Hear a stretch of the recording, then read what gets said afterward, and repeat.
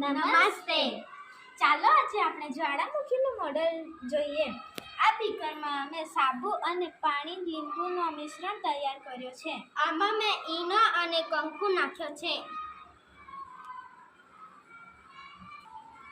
ચાલો હવે આપણે આ પાણીના મિશ્રણને આ પાઇપની અંદર નાખીશું.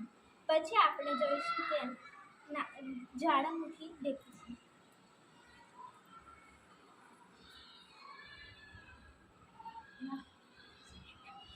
પૃથ્વીની અંદર એક ગરમ પીગળેલો લાલચોળ મેઘમા હોય છે, જે આકસ્મિક દબાણના કારણે પૃથ્વીની આંતરિક ભાગમાંથી બહાર આવવાનો પ્રયત્ન કરે છે.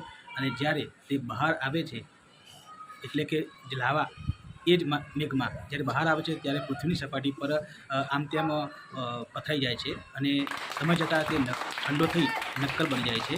એટલે કે આ નક્કર બનેલા ખડકને આપણે જ્વાળામુખીની રચના થઈ એવું કહીએ છીએ.